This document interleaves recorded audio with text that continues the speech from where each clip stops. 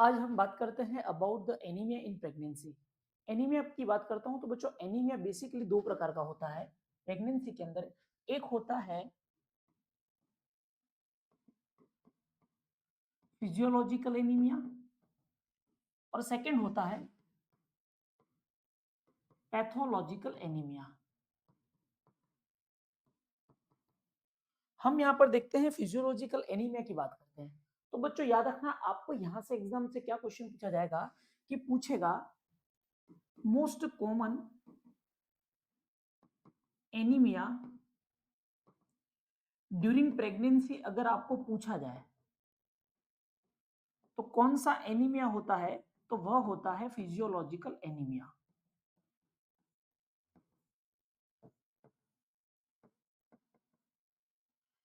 Next मैं बात कर लेता हूं यहां पर फिजियोलॉजिकल एनीमिया की। तो फिजियोलॉजिकल एनीमिया के अंदर क्या होता है, हीमोग्लोबिन डिक्रीज होता है, लेकिन इसके अंदर हीमोग्लोबिन कभी भी 11 ग्राम पर डीएल से कम नहीं होता है। तो मैं यहां पर लिखता हूं next point, HB decrease but never decrease 11 ग्राम पर डीएल। याद रखना कि हीमोग्लोबिन तो डिक्रीज होता है बट नेवर मतलब कि 11 ग्राम पर डीएल से कम नहीं होता है। ठीक है। और इसके अंदर जो फिजियोलॉजिकल एनीमिया होता है उसके अंदर हमें क्या देखने को मिलता है, तो नॉर्मोक्रोमिक नॉर्मोसाइटिक एनीमिया। ठीक है। मैं सेकंड बात कर लेता हूं पैथोलॉजिकल एनीमिया के बारे में। तो बच्चों याद रखना, पैथोलॉजिकल एनीमिया से आपको यहां क्या पूछा जाएगा, most common cause of pathological anaemia.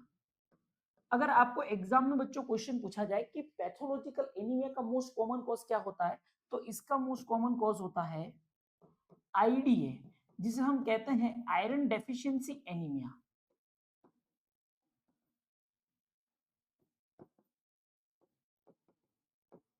और आयरन डेफिशिएंसी एनीमिया की बात करता हूं मतलब पैथोलॉजिकल की एनीमिया। तो पैथोलॉजी के अंदर क्या होता है, पैथोलॉजिकल एनीमिया के अंदर हीमोग्लोबिन डिक्रीज लेस देन 11 ग्राम पर डीएल, है ना। इसके अंदर क्या देखने को मिलता है, एचबी डिक्रीज लेस देन 11 ग्राम पर डीएल। यहां पर क्या होता है, हीमोग्लोबिन डिक्रीज तो होता है लेकिन ये 11 ग्राम पर डीएल से कम नहीं होता है। ठीक है, haemoglobin decrease but never less than 11 ग्राम पर डीएल। नेक्स्ट मैं बात कर लेता हूं पैथोलॉजिकल एनीमिया के अंदर हम देखेंगे यहां पर माइक्रोसाइटिक हाइपोक्रोमिक एनीमिया। या कौन सा एनीमिया देखने को मिलता है, तो माइक्रोसाइटिक हाइपोक्रोमिक एनीमिया देखने को मिलता है। अब बात कर लेते हैं डब्ल्यूएचओ की क्लासिफिकेशन की, बात कर लेते हैं एनीमिया की। तो डब्ल्यूएचओ क्लासिफिकेशन ऑफ एनीमिया।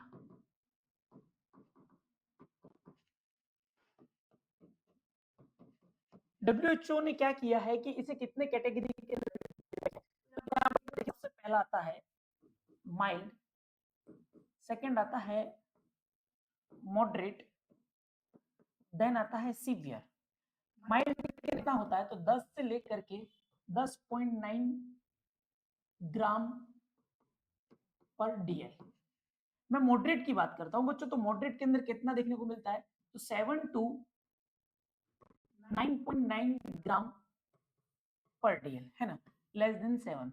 और सीवियर की बात करते हैं तो बच्चों सीवियर के अंदर कितना देखने को मिलता है, तो लेस देन 4 ग्राम पर डीएल। ये याद रखना। ठीक है। और आईसीएमआर ने बात करता हूं मैं,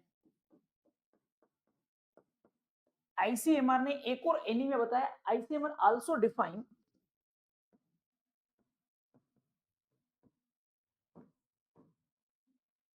वेरी सीवियर एनीमिया, है ना। तो वेरी सीवियर एनीमिया के अंदर हीमोग्लोबिन काउंट कितना होता है, तो इसके अंदर भी देखने को मिलता है लेस देन 4 ग्राम पर डीएल। ये था किसका क्लासिफिकेशन, ये था एनीमिया का डब्ल्यूएचओ के हिसाब से।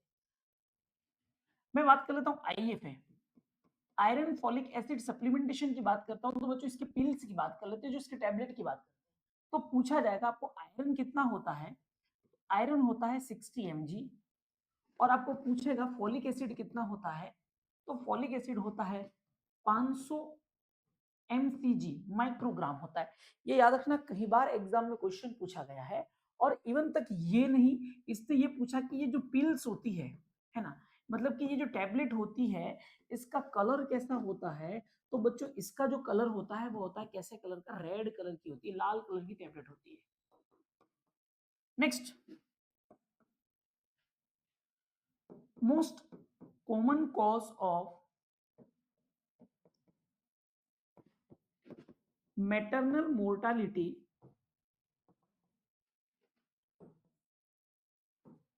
Rate in India. समझना बच्चों, यहां पर क्या क्वेश्चन पूछा था, most common cause of maternal mortality rate in India और most common cause of indirect maternal mortality rate, है ना। अगर आपको पूछे यहां पर याद रखना इनडायरेक्ट, कि most common cause of indirect maternal mortality rate in India क्या होता है, तो बच्चों इसका आंसर आएगा एनीमिया करके आना बच्चों, ठीक है। तो ये आपको इंपॉर्टेंट चीज है, इसे याद रखना, एग्जाम में कई बार क्वेश्चन पूछा गया।